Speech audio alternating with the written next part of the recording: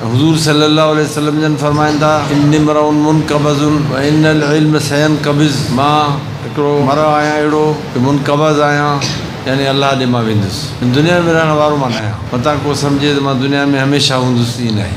क़ुरान शरीफ़ में अल्लाह तबारक व तआला इहो ऐलान फरमायो त अल्लाह जो रसूल दुनिया में हमेशह न रहंदो। इहो हिकिड़ो क़ाइदो आहे, क़ानून आहे। हिते दुनिया खे अल्लाह साईं आरज़ी ऐं फ़ानी बनायो आहे, ऐं आख़िरत जेका आहे उहा दाइमी ऐं बाक़ी आहे। दुनिया जो जहान आरज़ी ऐं फ़ानी आहे, आख़िरत इहा दाइमी ऐं बाक़ी आहे। ऐं अल्लाह तबारक व तआला पंहिंजे प्यारे पैगम्बर खे इहा ॻाल्हि बि क़ुरान शरीफ़ में ख़िताबनि फरमाई वल आख़िरत ख़ैरुल लक मिनल ऊला वलसौफ युअतीक रब्बुक फतरज़ा। आख़िरत इहा तुंहिंजे लाइ ऊला खां बहितर आहे, छाकाणि त हुज़ूर सल्लल्लाहु अलैहि वसल्लम जन दुनिया में क़ुरान जे अल्लाह जे दीन इस्लाम जे ख़ातिर वॾियूं तकलीफ़ूं बर्दाश्त कयूं। वॾियूं तकलीफ़ूं 13 साल जेके मके मुकर्रम में गुज़ारिया, उन में वॾियूं तकलीफ़ूं आयूं। वरी मदीने मुनव्वर में बि तकलीफ़ूं आयूं, जंगियूं थियूं, जिहाद थियो, उन में तकलीफ़ूं आयूं जेके तव्हांखे मालूम आहिनि, तव्हां ॿुधियूं आहिनि उलमा किराम खां। अहिड़ी तरह सां तकलीफ़ूं त अचनि पियूं, पर इनखे अल्लाह तबारक व तआला फरमायो इहा तकलीफ़ क़ुरान जे करे जेका आई आहे, इहा तकलीफ़ इहा ॻाढ़ा में न आहे।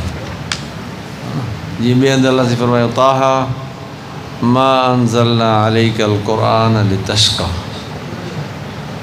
इल्ला तज़किरतल लिमन यख़्शा। ताहा मुफ़स्सिरीन लिखनि था ताहा जी माना हुज़ूर सल्लल्लाहु अलैहि वसल्लम जो इस्म मुबारक आहे, ए ताहा यानी या मोहम्मद। ताहा मा अंज़लना अलैकल क़ुरान लितश्क़ा, असां क़ुरान शरीफ़ नाज़िल न कयो आहे इन जे लाइ तकलीफ़ में थो पए, तकलीफ़ जे लाइ न नाज़िल कयो आहे। तुंहिंजी तकलीफ़ मक़सदु क़ुरान शरीफ़ जो न आहे तोखे तकलीफ़ अचे। इहा नसीहत आहे हिकिड़ी, उन जे लाइ नसीहत आहे। कंहिंजे लाइ आहे? तज़किरतल लिमन यख़्शा, जंहिंखे अल्लाह जो ख़ौफ़ ऐं ख़शियत आहे। अल्लाह जे ख़ौफ़ वारे माण्हू खे क़ुरान शरीफ़ मां नसीहत मिलंदी, बाक़ी ईअं न मिलंदी।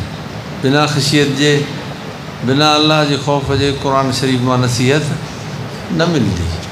छो त क़ुरान शरीफ़ ॿुधण सां केतिरनि माण्हुनि चयो कालू कुलूबना गुल्फ़, बसि असांजी दिलियूं बंदि आहिनि, असांखे काई बि असरु कोन थो पए। हिकिड़नि माण्हुनि ई चयो, ऐं हिकिड़नि माण्हुनि खे क़ुरान शरीफ़ ॿुधी ऐं हिदायत मिली ऐं उन्हनि ईमान आंदो। अहिड़ी तरह सां अल्लाह तबारक व तआला पंहिंजे प्यारे पैगम्बर खे फरमायो असांजी तुंहिंजी तकलीफ़ जे लाइ न क़ुरान शरीफ़ आंदो आहे। मतिलबु क़ुरान शरीफ़ जे करे जेका तकलीफ़ अचे थी, ॿियनि लफ़्ज़नि में हिन जो मफ़हूम इहो आहे त क़ुरान शरीफ़ जे करे जेके आम तकलीफ़ूं बज़ाहिर तव्हांखे महसूसु थियनि थियूं, इहे तकलीफ़ूं क़ाबिल ज़िक्र न आहिनि, इहे तकलीफ़ूं महसूसु करण जहिड़ियूं न आहिनि। छो त हिननि जो जेको अजर आहे, सवाबु आहे, इहो तमामु वॾो, तमामु वॾो अजर आहे, वॾो सवाबु आहे। इन अजर ऐं सवाब जे करे इहा तकलीफ़ जेका आहे, जीअं माण्हू ॾिसो हिकिड़ो महिनत कंदो आहे, मज़दूरी कंदो आहे, पोइ उनखे जेकॾहिं मज़दूरी तमामु घणी मिलंदी आहे त पोइ उनखे तकलीफ़ लही वेंदी आहे, उनखे तकलीफ़ महसूस ई न थींदी आहे। तॾहिं त हुज़ूर सल्लल्लाहु अलैहि वसल्लम जन फरमायो आतुल अजीर अजरहू क़ब्ल अन यजिफ़ आरक़हू, मज़दूर खे मज़दूरी ॾियो उनजे पघर सुकण खां अॻु में। बसि जेकर मज़दूर, इस्लाम जो इहो क़ानून आहे, मज़दूर जेकर मज़दूरी करे थो, महिनत करे थो, उनखे फ़ौरन उनखे मज़दूरी मिलणु घुरिजे बिला ताख़ीर। क़ब्ल अन यजिफ़ आरक़हू फरमायूं उनजो अरक़ पघर सुके ई न, तव्हां उनखे ॾियो। कोशिशि करे महिनत पंहिंजो इहा माण्हू इतमाम करे, ईअं करे। इहो प्यारे पैगम्बर अलैहिस्सलाम जो फ़रमानु आहे। त पाण साईं जन फरमायो